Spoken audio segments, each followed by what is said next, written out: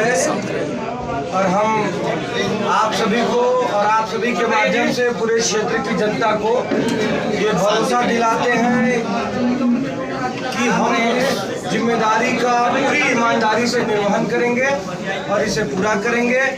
जो विश्वास हमारी पार्टी ने हमारे ऊपर दिखाया है, जो जिम्मेदारी हमें सौंपी है, उस पर हम अपने तन मन धन से इस पे खरे उतरने का पूर्ण प्रयास करेंगे। चूँकि आप एक्टर हैं, कितना समय दे पाएंगे जीतने के बाद भी, ये भी कहीं ना कहीं दिमाग में चल रहा है, इसको लेकर के प्रोसेस किया जाए। हमारा पूरा का पूरा समय अब जनसेवा के लिए है, हमारे क्षेत्र की जनता के लिए पूरा का पूरा समय, जीतने के बाद भी पूरा का पूरा समय।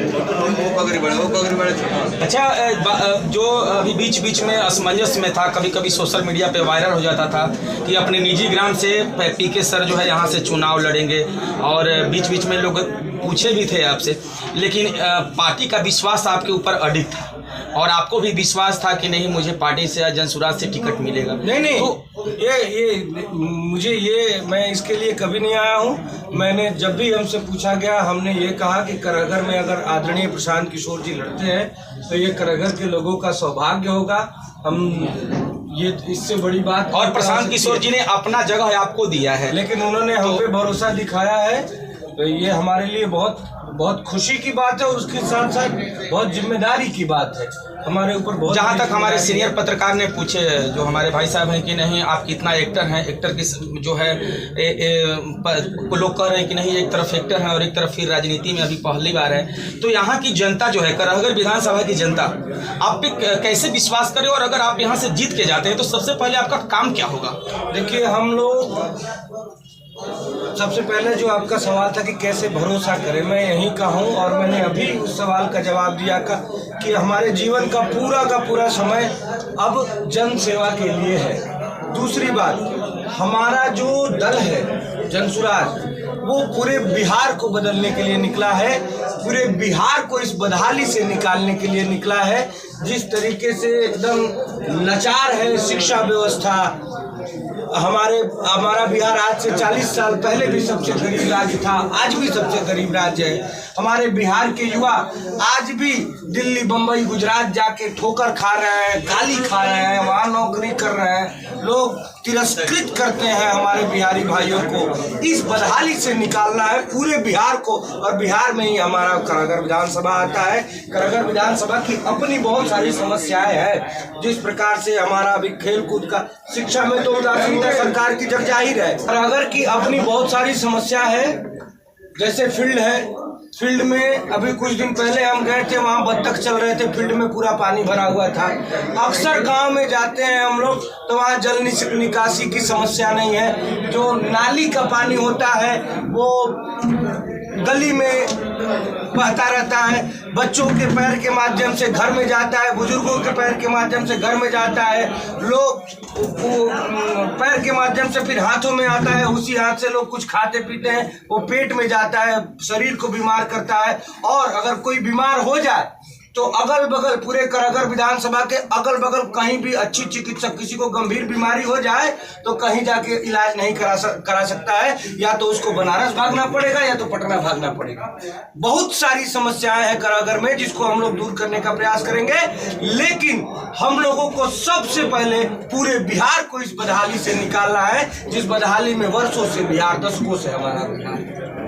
क्या संदेश पूरे बिहार वासियों को हमारा संदेश है, हमारा संदेश नहीं, प्रार्थना है आप सबसे कि इस बार बदलिए बिहार को। आप लोग इस बदहाली से निकालिए, जाति पाति से ऊपर उठकर अपन सबसे पहले हम लोग एक बिहारी हैं, उसके बाद ही कुछ है। एक बिहारी होने का कर्तव्य निभाएं हम लोग और बिहार को आगे बढ़ाएं। कब तक इस बदहाली में जीते रहेंगे हम लोग?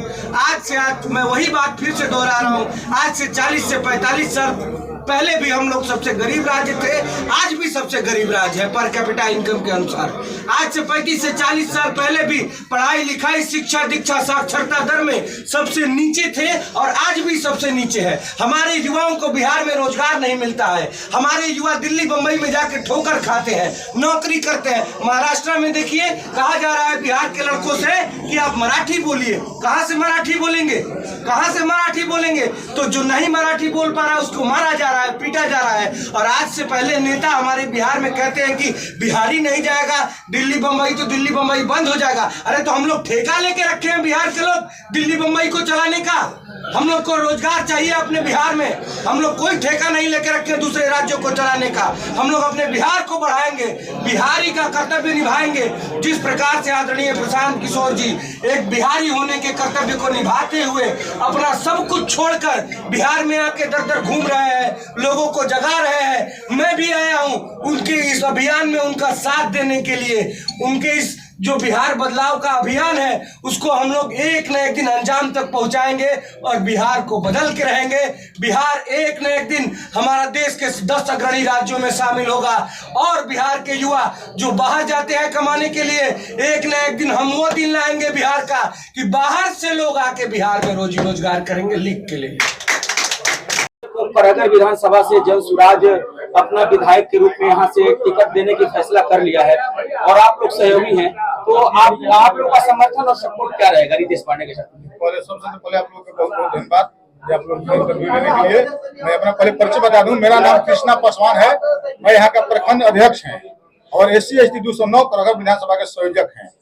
तो अभी हमारे जन सुराज के सूत्रधार आदरणीय प्रशांत जी के द्वारा अभी यहाँ करगहर का जो हमारे 4 प्रत्याशी थे उसमें रितेश पांडे जी को उम्मीदवार बनाया गया है और इनके लिए बहुत बहुत रितेश जी को बधाई।